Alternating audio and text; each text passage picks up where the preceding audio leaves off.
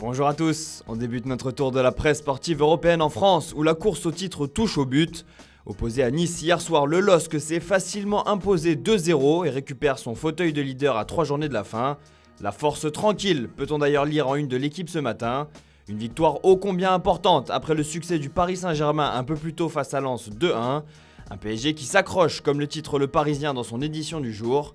Un sprint final auquel l'AS Monaco pourrait se joindre en cas de victoire sur la pelouse du Groupama Stadium ce soir. Troisième de Ligue 1, les hommes de Niko Kovac pourraient revenir à 2 petits points du LOSC et écarter définitivement l'OL de la course au podium. C'est en tout cas ce que placarde Nice Matin dans son édition sport du jour. Enfin, une nouvelle fois buteur hier soir avec les Dogs, Burak Yilmaz commence lui à attirer les regards. C'est notamment le cas de Fenerbahçe qui selon Photomatch aurait coché le nom de l'avant-centre turc en vue de la saison prochaine. Pas sûr que le LOSC laisse échapper l'un des principaux artisans de la très belle saison lilloise. Affaire à suivre.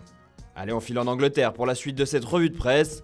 L'Angleterre où Manchester City pourrait bien être sacré champion d'Angleterre dès cet après-midi. Le champagne est au frigo, titre ce matin le Daily Mirror. Des propos tenus par Pep Guardiola à l'issue de la rencontre face à Crystal Palace hier. Une victoire 2-0 des Citizens, saluée également en une de The Independent, qui met les Sky Blues dans de très bonnes dispositions avant la demi-finale retour de Ligue des Champions mardi. De son côté, le Daily Star rend lui hommage à Sergio Aguero, auteur d'un but absolument sublime sur la pelouse de Selhurst Park. Une évidence pour le média britannique qui n'hésite pas à rappeler que l'Argentin n'en est pas à son coup d'essai.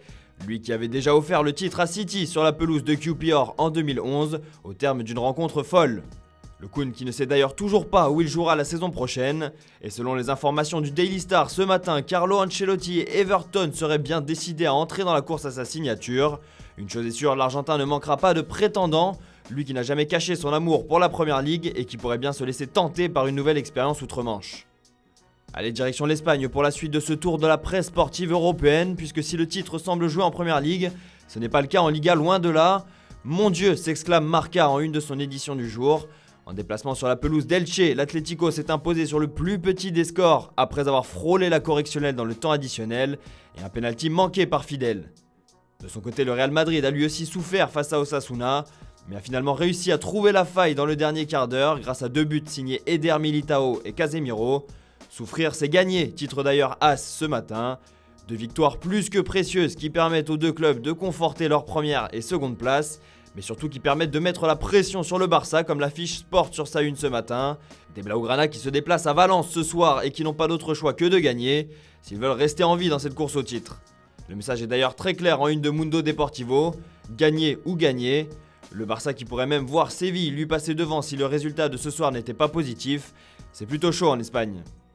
Allez, on revient en Angleterre pour la suite de notre revue de presse car le torchon brûle entre Jürgen Klopp et Frank de Boer, le sélectionneur des Pays-Bas, à propos du cas Virgil van Dijk. Ne touchez pas à Virgil, peut-on lire ce matin en une du Daily Express. Touché au ligament croisé en début de saison face à Everton, Van Dijk poursuit sa rééducation et a même repris la course en début de semaine. Une nouvelle partagée sur les réseaux sociaux du club qui a dû réjouir les fans des Reds ainsi que Klopp. Néanmoins, le Néerlandais va devoir faire face à un choix cet été. Alors que De Boer pousse pour que l'ancien de Southampton soit présent pour l'Euro, Klopp ne veut lui pas entendre parler de ça et souhaite que son défenseur se soigne correctement avant la saison prochaine. Un problème hollandais, comme le titre le Daily Star ce matin.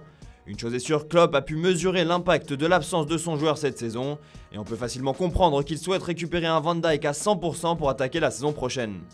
Enfin, on reste en Angleterre pour la fin de ce tour de la presse sportive européenne, puisque Paul Pogba fait également les gros titres ce matin.